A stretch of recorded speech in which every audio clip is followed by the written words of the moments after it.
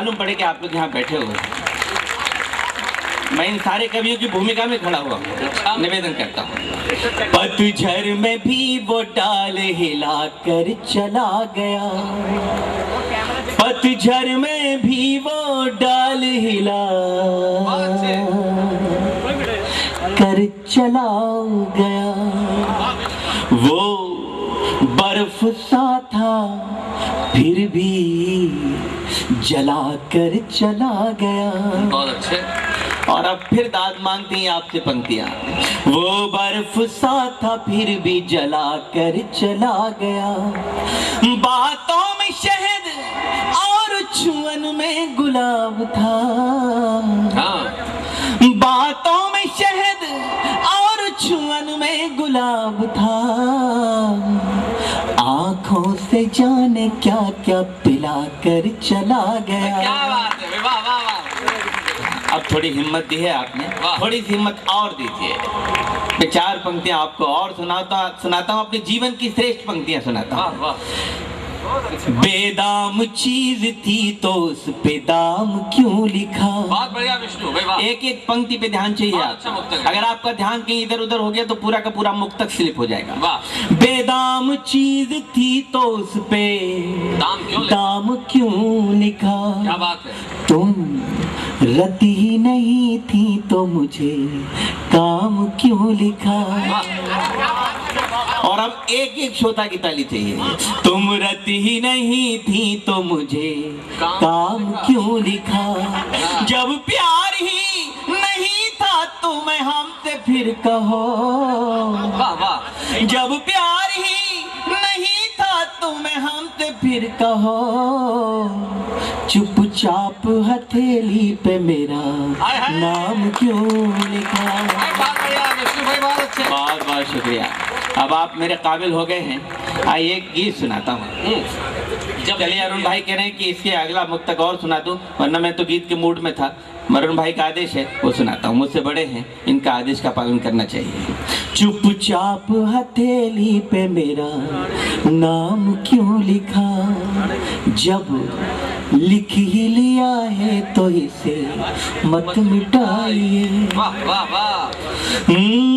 जब लिख ही लिया है तो इसे मत मिटाइए। और हो सके तो मेरा मुकद्दर बनाइए। और फिर तैयार रहिएगा। अच्छा। और हो सके तो मेरा मुकद्दर बनाइए। दरिया दिली तुम्हारी ये बगिया करेगी याद। दरिया दिली तुम्हारी ये बगिया करेगी याद। मत फूल पे बैठा हुआ भंवरा उड़ाइए।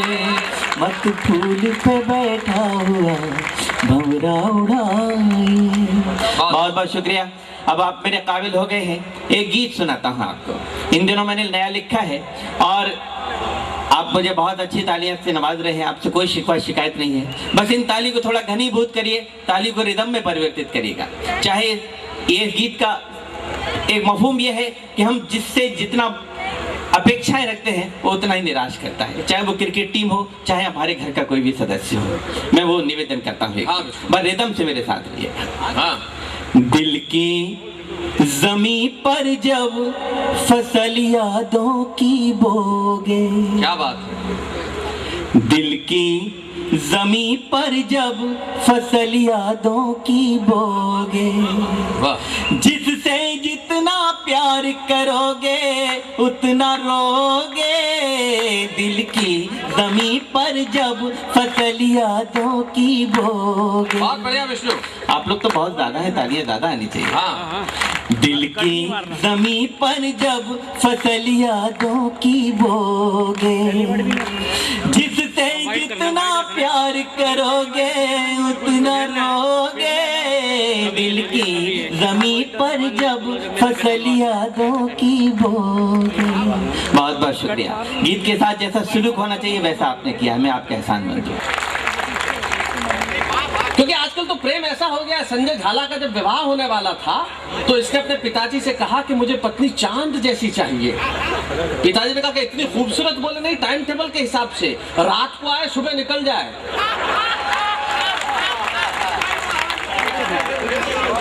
ये स्थिति हमारे मोहब्बत की हो गई है, तो उसमें कोई कैसे गीत करेगा साहब? हो ही नहीं सकता, क्योंकि प्यार तो आजकल ऐसा है जैसे भिगोया धोया और हो गया, इंस्टेंट प्यार। पहले के जमाने में हमारा एक बड़ा छोटा भाई वो एक बहुत अच्छी बात करता है कि पहले के जमाने में लोग मोहब्बत करते थे तो पत्र कबूतरों के द्वारा भेजते थे। तो एक नए लड़के लड़की ने फिर से ऐसा ही काम शुरू किया। लड़की ने कबूतरों से चिट्ठी डाल के भेजनी शुरू की। एक दिन बगैर चिट्ठी के ही कबूतर छोड़ दिया। लड़के ने कहा ये क्या है? बोले मैंने तो मिस्ड कॉल दिया था। लेकिन एक कवि हमारे बीच में ऐसा है जो कभी अपने कॉल मिस नहीं करता। बहुत दिनों बाद उसका कमबैक हुआ है, गांगुली की तरह वो करनाल के मंच पे लगभग 4 बरस के बाद आया है। भाई वेद प्रकाश हास्य और व्यंग के कैसे प्रखर कवि होते हैं जो इस देश की मुख्य धारा के सर्वाधिक चाहे जाने वाले युवा पीढ़ी के कवि हैं। मैं चाहता हूं भाई वेद प्रकाश इस मंच तक आए, आप उनके लिए जोरदार तालियां बजाएं।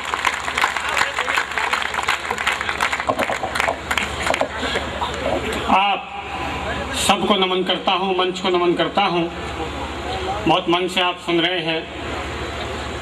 हम मंच पर वर्ल्ड कप जीत कर आए, डुप्लीकेट वर्ल्ड कप हमारे साथ था। हम डुप्लीकेट क्रिकेटर बनकर आए, पर आपने जो तालियां बजाई उसे देखकर लग रहा है आप श्रोता भी डुप्लीकेट ही हो। मैं चाहता हूं एक बार ओरिजिनल श्रोता होकर तालियां बजा दे पूरा सदन। देख रहे हैं शैलेश भाई कितने हाजिर जवाब आदमी हैं, बात बात में क्या जवाब देते हैं वो। मुझे तो ध्यान है एक बार हवाई जहाज में चढ़ रहे थे, तभी इनके कानों में आकाशवाणी हुई, अच्छा इस हवाई जहाज में मत चढ़ना, ये क्रैश हो जाएगा। ये डर गए। अब की बार रेल में चढ़ने लगे, फिर आकाशवाणी हुई, इस रेल में मत चढ़ना, ये पटरी से उतर जाएगी। ये फिर डर गए। अब की बार बस में चढ़ने लगे, फिर आकाशवाणी हुई, इस बस में मत चढ़ना, इसका एक्सीडेंट हो जाएगा। इन्होंने ऊपर की तरफ देखा और पूछा भाई तू चीज क्या है जो मुझे बार बार टोक रही है? ऊपर से फिर आवाज आई, मैं एक रूहानी ताकत हूँ जो हर हाल में तुम्हारी रक्षा करना चाहती हूँ। इन्होंने तुरंत कहा तो और रूहानी ताकत तो उस दिन कहाँ मर गई थी जिस दिन मैं घोड़ी पर चढ़ रहा था।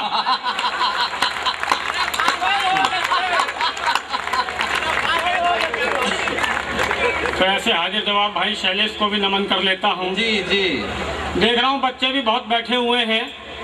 बच्चे तो आजकल बहुत आगे की बात कहने लगे, वहां तक की बात कह देते हैं जहां तक कि हम बड़े बड़े लोग भी नहीं सोच पाते।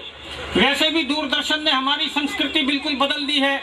तरह तरह के डे आजकल मनाए जाने लगे, मदर्स डे, फादर्स डे। अभी पीछे 14 फरवरी को हमने वैलेंटाइन डे मनाया। वो क्लास में टीचर ने बच्चे से पूछ लिया, बताओ ये चिल्ड्रंस डे 14 नवंबर को क्यों मनाया जाता है?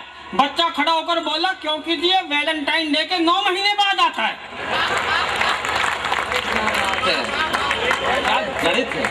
इतनी शार्प कैलकुलेशन रख रहे हैं बच्चे।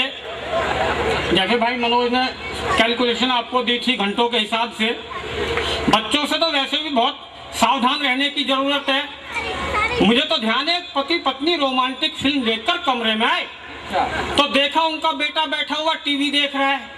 अब उन्होंने किसी बहाने से बेटे को बाहर भेजने की सोची तो बाप ने कहा, ये क्या तू रात दिन टीवी के सामने बैठा रहता है, इससे आंखें भी खराब होती हैं, पढ़ाई पर भी असर पड़ता है। ऐसा कर बाहर बालकनी में खड़ा हो जा, प्रकृति के लाइव नजारे देख। लाइव नजारे देख कौन क्या कर रहा है और मुझे वहीं से बताते भी रहना। तो बच्चा बालकनी में चला गया और वहीं से उसने रनिंग कमेंट्री शुरू कर दी। बोला, पापा गुप्ता अंकल तो मोबाइल पर किसी से बात कर रहे हैं। बाप ने कहा ठीक। और बोले, वर्मा अंकल पौधे को पानी दे रहे हैं। बाप ने कहा ये भी ठीक। और बोले, चोपड़ा अंकल है ना, वो तो कमरे में अंदर आंटी के साथ हैं। तो बाप ने पूछा, अबे तुझे वो भी दिखाई दे रहे हैं क्या? बच्चा बोला, मुझे वो तो दिखाई नहीं दे रहे, पर उनका बिट्टू तो बाहर बालकनी में ही खड़ा है।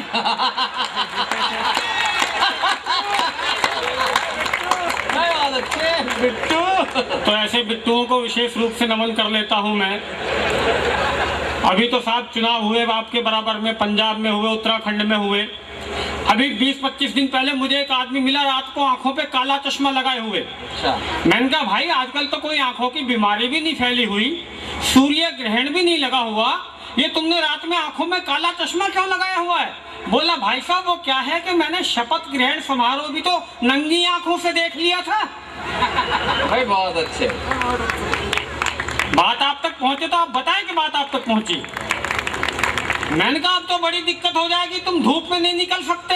बोला वो कुछ नहीं, अब मैं पंजाब में जाकर रहूंगा क्योंकि वहाँ 5 साल तक बादल छाए रहेंगे। भाई बहुत बढ़िया। अच्छा, इससे भी आगे की बात हुई उत्तराखंड में। वो भगत सिंह कोश्यारी रोने लगा, बोला चुनाव में सारी मेहनत तो मैंने की, जब सीएम बनने का नंबर आया तो खंडूरी को बना दिया, ये मेरे भाग्य का दोष है। मैंने कहा इसमें आपके भाग्य का दोष नहीं है, इसमें आपके नाम का दोष है। जब वो उत्तरांचल था तो आप मुख्यमंत्री बन गए थे, अब वो हो गया है उत्तराखंड, इसलिए खंडूरी बनेंगे। तो ये राजनीतिक मामले बन जाते हैं। लीजिए, समय की अपनी सीमाएं हैं, मैं सीधे सीधे आपको कविता से जोड़ता हूं।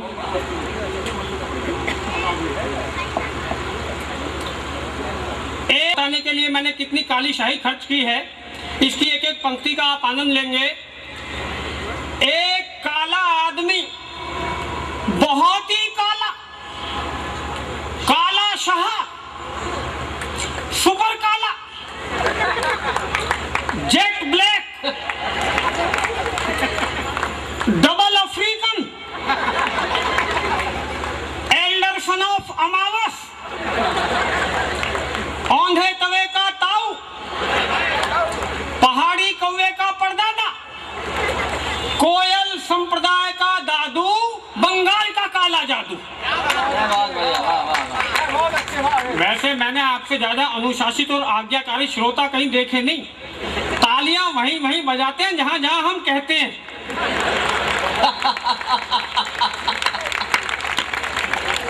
बंगाल का काला जादू, तारकोल जिसके पैरों में भक्ति भाव से पसरता हो, कोयला जिसका रूप रंग पाने के लिए सदियों तक जमीन के नीचे बैठकर तपस्या करता हो। जिस दिन उस कालानुभाव के दर्शन हुए, जमीन थमी रह गई। अब इससे ज्यादा और क्या कहूं, इतना कहने के बाद भी मेरे पास शब्दों की कमी रह गई। क्या बात है, वाह वाह वाह। शादी होते ही माँ बाप को धक्के देकर बाहर निकाल देने वाली औलाद जैसा कपूत, कुल मिलाकर इतना काला जितनी किसी भ्रष्ट नेता की करतूत। कुल मिलाकर इतना काला जितनी किसी भ्रष्ट नेता की करतूत। एक दुकान पर गया, ना शर्म ना हया, बोला फेयर एंड लवली है।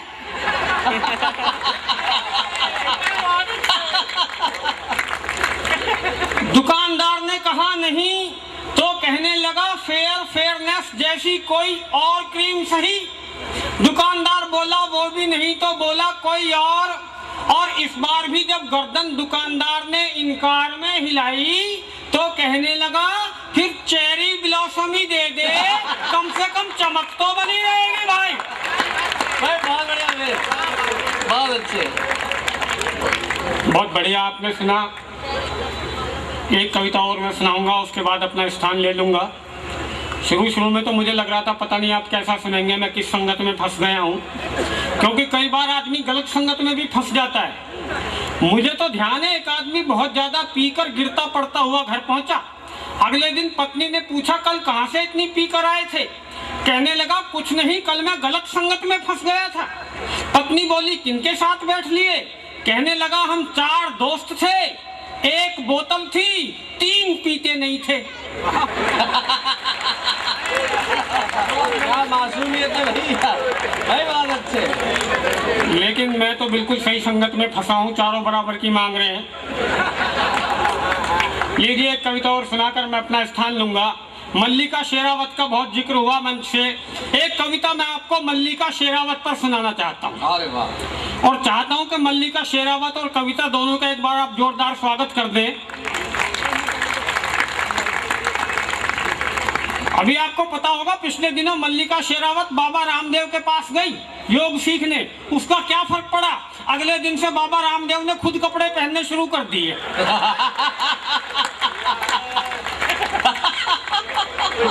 ये सकारात्मक काम हुआ। कविता का शीर्षक है मल्लिका शेरावत स्वर्ग में। भगवान किसी को ऐसा सपना ना दिखाए जिसमें मल्लिका भगवान को प्यारी हो जाए। आप सदमे में ना आए, वो बिल्कुल ठीक ठाक हैं, सही सलामत हैं। आप अपनी उम्मीदें कायम रखें, जिनकी बची हो। अच्छा, निशब्द वाले तक।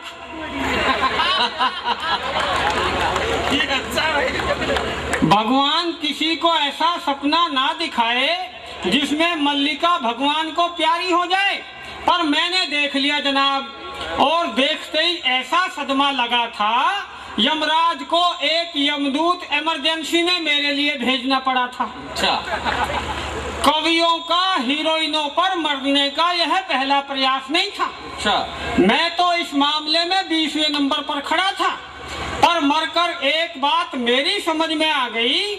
मधुबाला के मरने के बाद प्रसिद्ध कवि सुरेंद्र शर्मा जी को अटैक क्यों पड़ा था?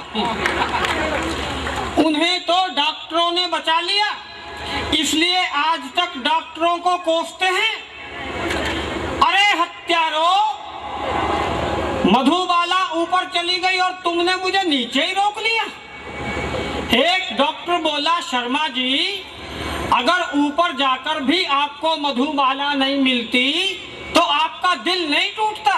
शर्मा जी बोले, मधुबाला जाए भाड़ में, घर में जो ललिता पवार बैठी है उससे तो पीछा छूटता। घर में जो ललिता पवार बैठी है उससे तो पीछा छूटता। खैर, मैं इस मामले को ज्यादा नहीं रोना चाहता, मधुबाला के चक्कर में अपनी मल्लिका को नहीं खोना चाहता। सो मैंने यमदूत से कहा, यमदूत भैया जरा जल्दी चलो, नहीं तो मल्लिका वाला यमदूत काफी दूर निकल जाएगा, फिर ये मेरा मरना भला मेरे किस काम आएगा। यमदूत चौंका, बोला, मल्लिका भी आज ही मरी है क्या? मैंने कहा हाँ। सुनकर वह रोने लगा। मैंने कारण पूछा तो बोला, अपने मुकद्दर को रो रहा हूँ। एक यमदूत वो जो मल्लिका को कांधे पर बिठा कर ले गया होगा, एक मैं जो तुम्हें ढो रहा हूँ। एक मैं जो तुम्हें ढो रहा हूँ। खैर, किसी तरह यमपुरी आई तो पता लगा वहां भी हाहाकार था। वो यमदूत मल्लिका को लेकर फरार था। अच्छा। यमराज की सारी टीम माथे पे हाथ धरी बैठी थी, सबकी नानी मरी बैठी थी। वो तो शुक्र है तभी वो मल्लिका को लेकर वहां आ गया। अगर थोड़ी देर और नहीं आता तो इनका तो मुझे पता नहीं, मैं तो मरा मराया दोबारा मर जाता। मरा मराया, बहुत बढ़िया। यमराज ने पूछा, अरे मूर्ख, इतना समय कहाँ लगाया? यमदूत ने बताया, इनका मन बहला रहा था, इन्हें घुमा फिरा टहला रहा था। अच्छा। यमदूत के ऐश्वर्य को, यमदूत के मल्लिका को घुमाने पर यमराज अंदर ही अंदर जला। आज उसे पहली बार अपना यमदूत न होकर यमराज होना खला। फिर झेप मिटाते हुए मल्लिका से बोला, फील मत करना मल्लिके, फील मत करना मल्लिके, सच मानना मैंने तो पार्किंग से भैंसा निकालकर स्टार्ट भी कर लिया था, पर कमबख्त चित्रगुप्त ने टोक दिया, पद की मर्यादा की दुहाई देकर रोक दिया, वरना तुम्हें लेने में खुद जाता, और ये तो तुम्हें यहाँ लेकर आ भी गया। माथा भन बना रहा था क्योंकि चित्रगुप्त गुप्त रूप से फाइल में मल्लिका का चित्र बना रहा था। वाह वाह। यमराज बरसे, कहाँ गया मल्लिका जी का लेखा? चित्रगुप्त बोला, महाराज लगता है आपने इन्हें मेरी आंखों से नहीं देखा। इनका लेखा लिखकर कोई क्या कर पाएगा? ये तो जहां भी जाएंगी स्वर्ग हो जाएगा।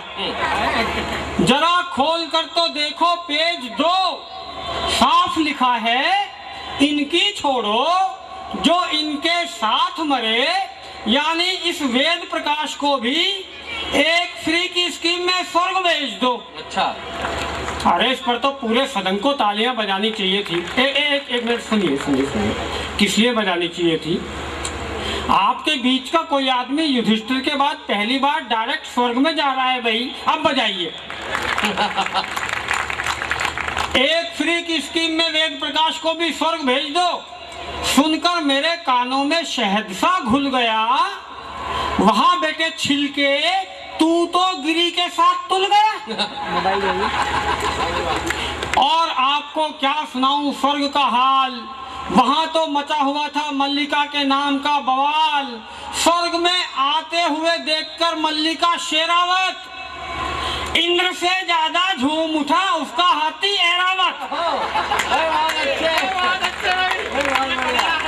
इंद्र से ज्यादा झूम उठा उसका हाथी ऐरावत।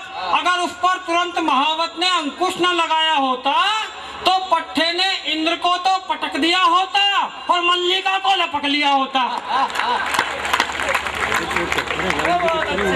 और मल्लिका के स्वागत का दृश्य देखकर लोहा मानना पड़ेगा इंद्र के ब्रेन का।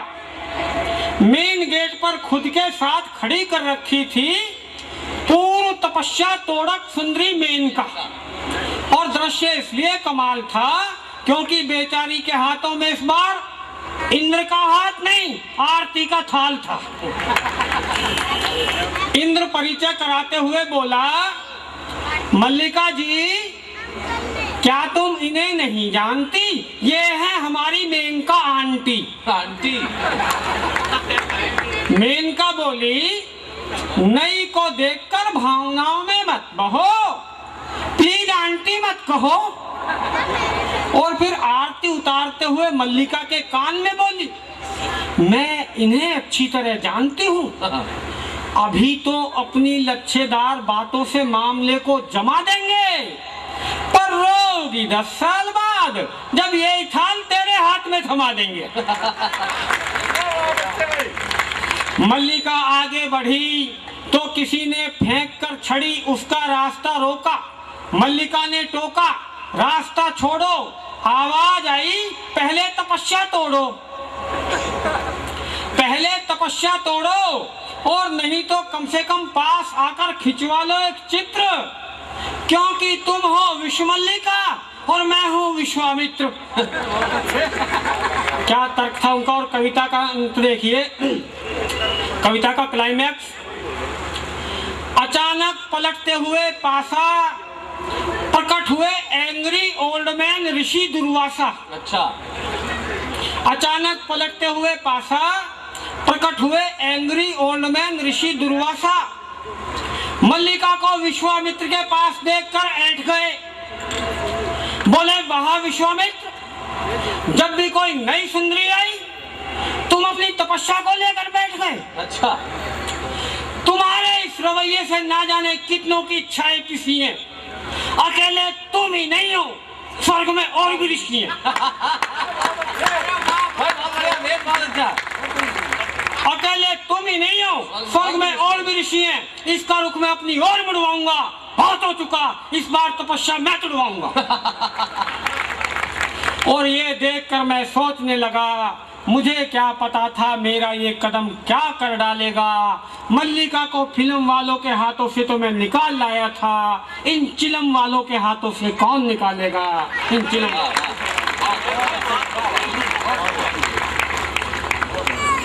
ये थे भाई वेद प्रकाश, जो परम आदरणीय, प्रातः स्मरणीय, महातेजस्विनी मल्लिका जी पे कविता सुना रहे थे। बहुत सारी बातें हुई। 4 पंक्तियां इन कवियों के लिए पढ़ना चाहता हूं कि ये कवि हैं क्या चीज। आप तक बात पहुंचाता हूं कि आपका दर्द मिटाने का हुनर रखते हैं। शायरी पहुंचे तो आपके हाथ खुले। कवियों के पास कोई हारमोनियम तबला नहीं होता, शब्द होते हैं, और वो शब्द अगर आप तक पहुंचते हैं तो आपकी तालियां उधर से आनी चाहिए। कि आपका दर्द मिटाने का हुनर रखते हैं, जेब खाली है खजाने का हुनर रखते हैं। आपका दर्द मिटाने का हुनर रखते हैं, जेब खाली है खजाने का हुनर रखते हैं। अपनी आंखों में भले आंसुओं का सागर हो, मगर जहां को हंसाने का हुनर रखते हैं। अपनी आंखों में भले आंसुओं का सागर हो, मगर जहां को हंसाने का हुनर रखते हैं। ये हंसी बांटने वाले कवि आपने बुलाए हैं। आदरणीय महिलाएं यहाँ बैठी हैं, काफी उपस्थिति है, मैं उन्हें विशेष नमन करता हूँ, क्योंकि आजकल कवि सम्मेलन में इतनी महिलाओं के दर्शन नहीं होते। क्योंकि शैलेश भाई, यही वो टाइम है जब एकता कपूर के घर तोड़ू सीरियल चल रहे होते हैं। आप जानते हैं एकता जी वो देवी हैं जो घर घर की एकता भंग करने का काम कर रही हैं। मैं चार पंक्तियां उन पर श्रद्धांजलि स्वरूप अर्पित करता हूं। कीजिए जो वो भारतीय संस्कृति के साथ कर रही हैं। कि आजकल तितलियां फूलों से दूर बैठी हैं, आजकल तितलियां फूलों से दूर बैठी हैं, बेटियां बाप से पाले गुरूर बैठी हैं। न पूछो किसकी यहाँ कितनी शादियां होंगी, हमारे घर में एकता कपूर बैठी। बहुत अच्छे। मुझे मिल गई पिछले दिनों मुंबई में, बोली जोगी जी मेरे सीरियल्स के कारण टेलीविजन सेट बहुत बिक रहे हैं। मैंने कहा आप ठीक कहती हैं, मैं खुद ही अपना बेचने की सोच रहा हूँ।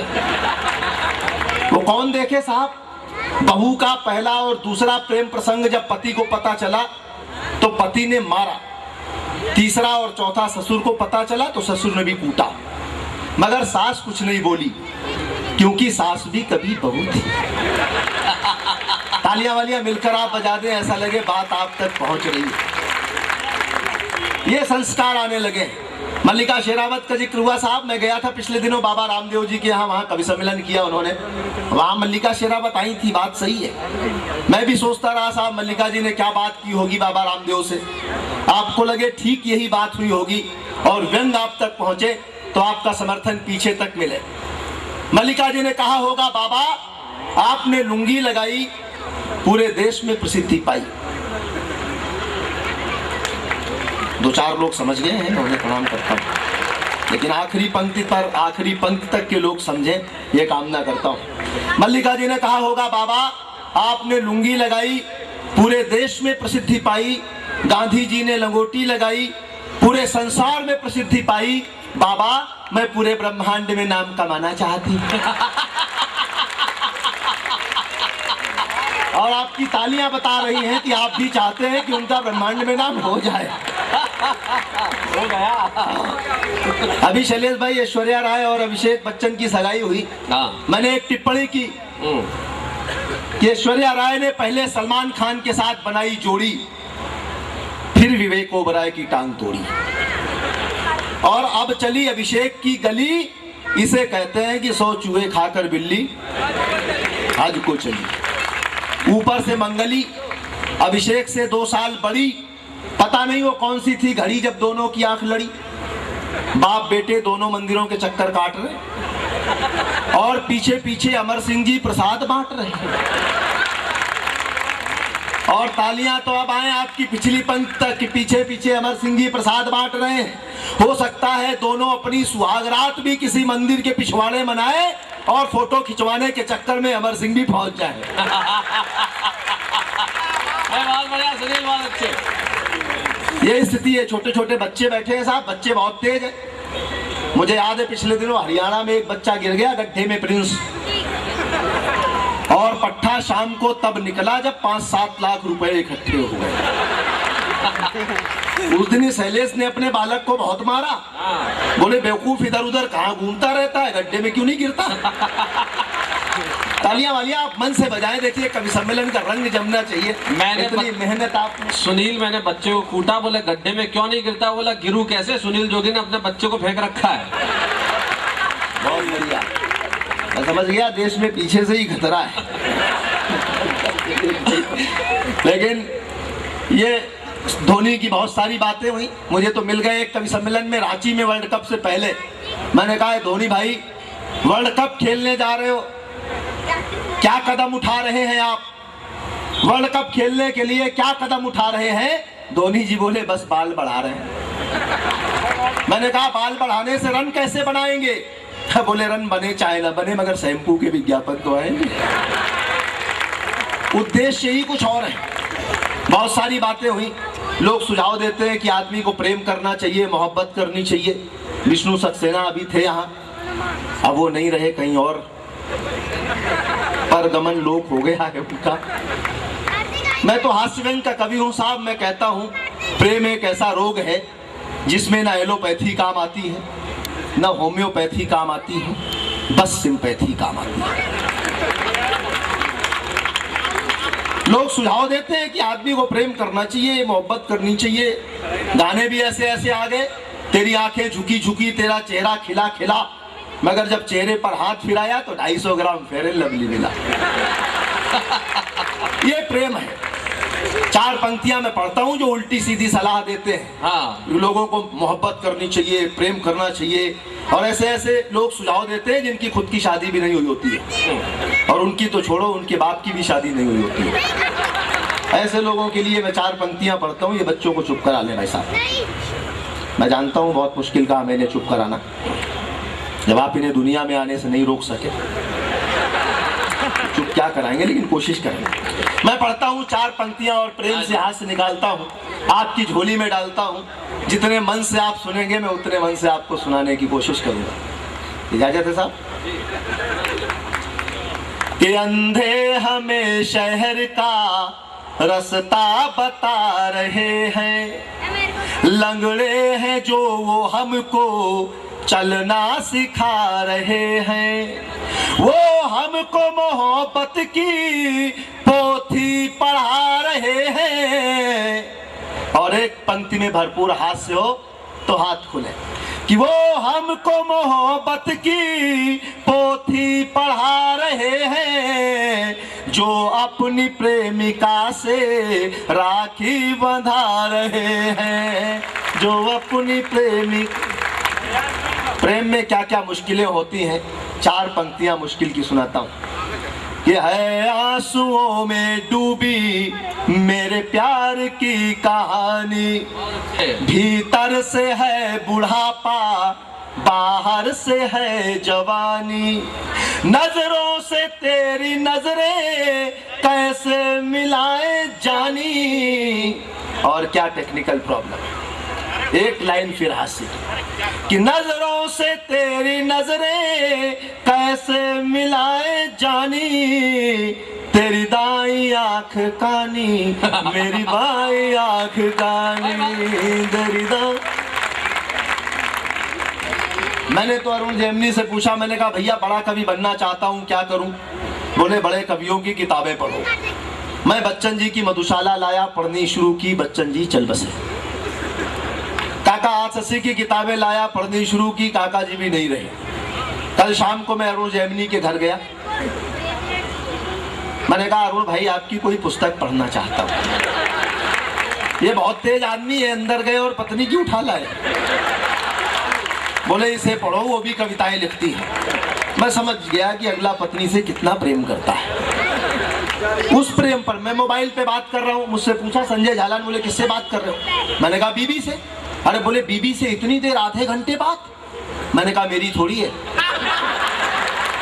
उस प्रेम से हाथ से सुनाता हूं आपको। लोग प्रेम करते हैं, शादियां नहीं हो पाती, क्या कारण रहते होंगे, क्या अंतर रहते होंगे, वो अंतर आपको बताता हूं। अगर आपको लगे कि ऐसे संबोधन, ऐसे अंतर आपने कभी सुने नहीं प्रेम में, तो एक एक अंतर पर, एक एक संबोधन पर आपके ठाके, आपकी मस्ती, आपकी तालियां उठे। मैं गीत पढ़ता हूं, गीत के साथ आपकी तालियों की हास्य का गीत पढ़ता हूं और प्रेम से हास्य कि मुश्किल है अपना मेल प्रिय, ये प्यार नहीं है खेल प्रिय। ऐसे मत सुनना जैसे संतोषी माता की कथा हो रही है। आप कतई सन्नाटे में बैठ जाते हैं और सामने लाइटें भी इतनी है कि पता नहीं चलता कि अजंता एलोरा की गुफाओं में कविता पढ़ रहा हूँ या करनाल में हूँ। कि मुश्किल है अपना मेल प्रिय, ये प्यार नहीं है खेल प्रिय। तुम में फर्स्ट डिवीजन हो, मैं हुआ मैट्रिक फेल प्रिय। मुश्किल है अपना मेल प्रिय, ये जब तक सारे नहीं बजाएंगे मैं यही लाइन दोहराता रहूंगा। कि मुश्किल है अपना मेल प्रिय, ये प्यार नहीं है खेल प्रिय। अंतर देखें और आनंद लें कि तुम फौजी अफसर की बेटी, मैं तो किसान का बेटा हूँ। तुम रबड़ी खीर मलाई हो, मैं तो सत्तू सपरेटा हूँ। तुम एसी घर में रहती हो, मैं पेड़ के नीचे लेटा हूँ। तुम नई मारुति लगती हो, मैं स्कूटर लंबरेटा हूँ। इस तरह अगर हम छुप छुप कर आपस में प्यार बढ़ाएंगे तो एक रोज तेरे डैडी अमरीश पुरी बन जाएंगे। सब हड्डी पसली तोड़ मुझे भिजवा देंगे वो जेल प्रिय। मुश्किल है अपना मेल प्रिय, ये प्यार नहीं है खेल प्रिय। तुम अरब देश की घोड़ी हो, मैं हूँ गधे की चाल प्रिय। तुम दिवाली का बोनस हो, मैं भूखों की हड़ताल प्रिय। तुम हीरे जड़ी तस्तरी हो, मैं अलमुनियम का थाल प्रिय। तुम चिकन सूप बिरयानी हो, मैं कंकड़ वाली दाल प्रिय। तुम हिरण चौकड़ी भरती हो, मैं हूँ कछुए की चाल प्रिय। तुम चंदन वन की लकड़ी हो, मैं हूँ बबूल की छाल प्रिय।